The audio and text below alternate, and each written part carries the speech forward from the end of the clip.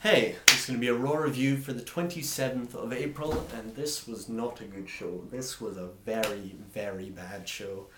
This was dull, it was quite weird at points, weird comedy moments. The wrestling was actually okay, but it was just so ridiculously short. Fundamentally, what this was, it was an introductory show. It was introducing the wrestlers that have come over from other brands onto Raw, to the Raw audience, to the Monday Night Faithful, if you will. But it being Raw, they didn't introduce themselves by having, a really good wrestling match. They introduced themselves largely by just talking. Basically, if this is what Raw plans to do for the rest of the year, then I don't want to watch Raw all that much. Anyway, we start off with the new general manager of Raw, Vicky Guerrero, coming to the ring.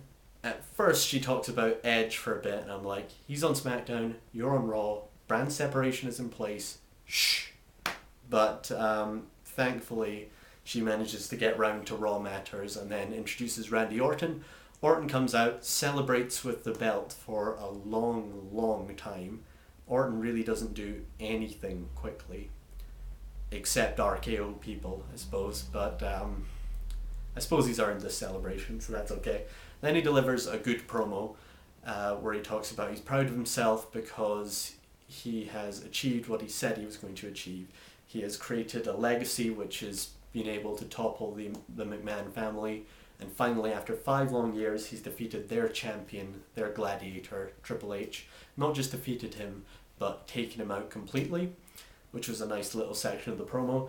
Then he started gathering some rather easy, sort of cheap heel heat by saying, look at me, I'm a success, look at all you guys watching, you're all failures. I was like, that's a bit easy.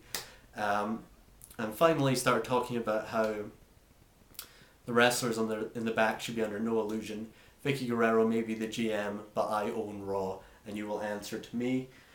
MVP comes out and delivers a good face promo. I was wondering who they'd bring out here. I was thinking maybe Batista, but then I thought maybe MVP. And just at that moment, MVP's music started playing, which, made me feel quite smart, but really I'm just in tune with the WWE's predictable booking. But I'm glad MVP's getting a push. He comes out, he delivers a good face promo. He says, Orton, basically, I don't answer to anybody. I'm the US champion, and nobody tells me what to do. And if no one wants to take that WWE title off you, then I'll do it. Ted DiBiase gets on the mic, and he has not inherited his dad's mic skills.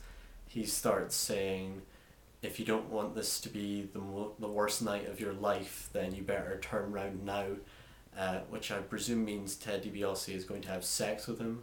If it's going to be the worst night of his life, I don't know. But anyway, Rhodes talks for a bit too, and you're just like, shh, guys, shh. And then finally, it all transpires that Vicky Guerrero makes a match between Randy Orton and MVP for later on tonight. So it's good to see MVP get a push. Right, first match of the night is the Brian Kendrick versus Kofi Kingston. I like Kendrick. I'm one of the many WWE reviewers who thinks he is hopelessly underrated. He comes out in new ring attire. He corrects Lillian Garcia because she doesn't say the in his name. He's no longer with Ezekiel Jackson. I'm thinking, wow, maybe he can get a push here. Maybe this is a fresh start. And it's one of those moments when you like the guy in the ring and you're just praying they don't play certain people's music, like, the Big Show's music or something, and he's not going to get horribly squashed. You're praying they play Santino Marella's music and he might actually win the match. Unfortunately, it wasn't Santino's music, it was Kofi Kingston, and we all knew who was going to win the match. This was a decent match, but it was just so ridiculously short. Ludicrous that they should give these two so little time. Michael Cole and Jerry Lawler were commenting throughout how the match was too fast for them to call, and I was like, guys, if you want slow wrestling, Big Show Batista's later tonight. Some of us actually like to watch fast wrestling. This was fairly decent, but both guys looked good, but it was never in doubt who's going to win. Kendrick went for sliced bread 2, I think it's sliced bread 2, isn't it? Yeah. Kofi reversed it into a crossbody. Kendrick tried to roll through, and I thought maybe he's going to sneak a win here, but I never seriously considered it. Then Kofi hit Trouble in Paradise for the win. Why can the commentators never remember what Kofi Kingston's finisher looks like?